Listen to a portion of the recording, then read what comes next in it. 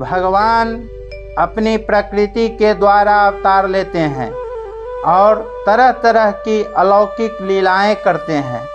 जैसे अग्नि स्वयं कुछ नहीं करती, उसकी प्रकाशिका शक्ति प्रकाश कर देती है, दाहिका शक्ति जला देती है।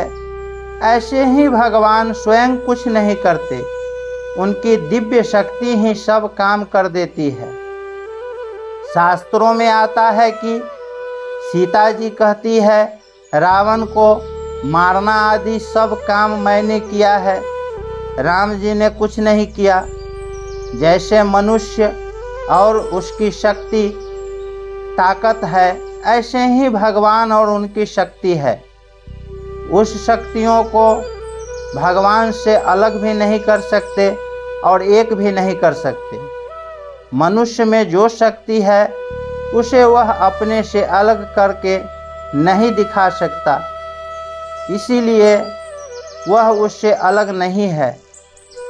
मनुष्य रहता है पर उसकी शक्ति घटती बढ़ती रहती है, इसीलिए वह मनुष्य से एक भी नहीं है।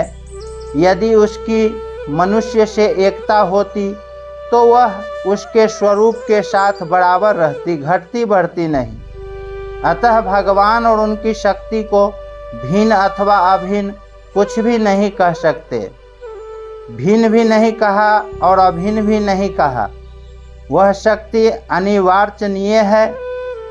भगवान श्री कृष्ण के उपासक उस शक्ति को श्री जी, राधा जी के नाम से कहते हैं।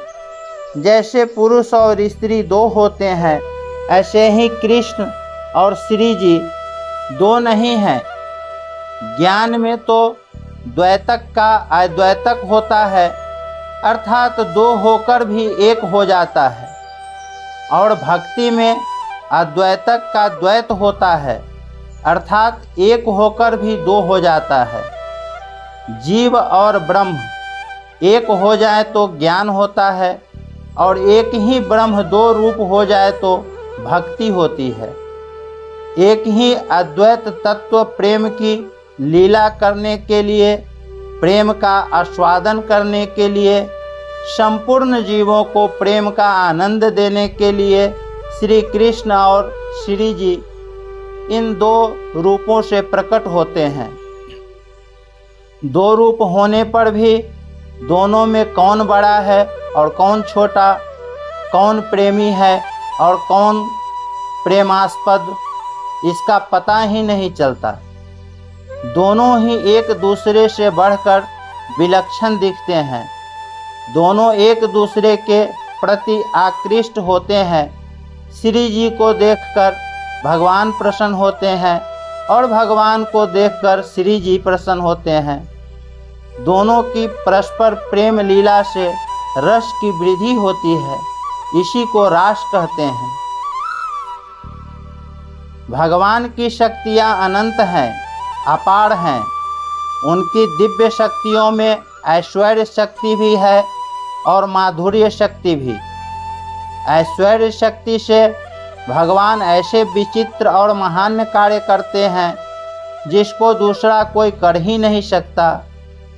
ऐश्वर्य शक्ति के कारण उनमें जो महत्ता, विलक्षणता, अलौकिकता दिखती है, वह उनके सिवाय और किसी में दिखने सुनने में नहीं आती। माधुर्य शक्ति में भगवान अपने ऐश्वर्य को भूल जाते हैं। भगवान को भी मोहित करने वाली माधुर्य शक्ति में एक मधुरता, मिठास होती है, जिसके कारण भगवान बड़े मधुर और प्रिय लगते हैं। जब भगवान ग्वाल बालों के साथ खेलते हैं तब माधुर्य शक्ति प्रकट रहती है।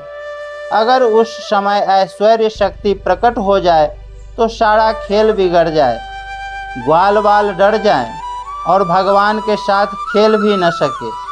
ऐसे ही भगवान कहीं मित्र रूप से, कहीं पुत्र रूप से और कहीं पति रूप से प्रकट हो जाते हैं, तो उस समय उनकी ऐश्वर्य शक्ति छिपी रहती है और माधुर्य शक्ति प्रकट रहती है। तात्पर्य है कि भगवान भक्तों के भावों के अनुसार उनको आनंद देने के लिए ही अपनी ऐश्वर्य शक्ति को छिपाकर माधुर्य शक्ति प्रकट कर देते हैं। जिस समय माधुर्य शक्ति प्रकट रहती है उस समय ऐश्वर्य शक्ति प्रकट नहीं होती, और जिस समय ऐश्वर्य शक्ति प्रकट रहती है उस समय माधुर्य शक्ति प्रकट नहीं होती। ऐश्वर्य शक्ति केवल तभी प्रकट होती है जब माधुर्य भाव में कोई शंका पैदा हो जाए। जैसे माधुर्य शक्ति के प्रकट होने पर भगवान श्री कृष्ण बछड़ों को ढूंढते हैं, परंतु बछड़े कहाँ गए, यह शंका पैदा होती है। ऐश्वर्य शक्ति प्रकट हो जाती है और भगवान तत्काल जान जाते हैं कि बछड़ों को ब्रह्मा जी ले गए।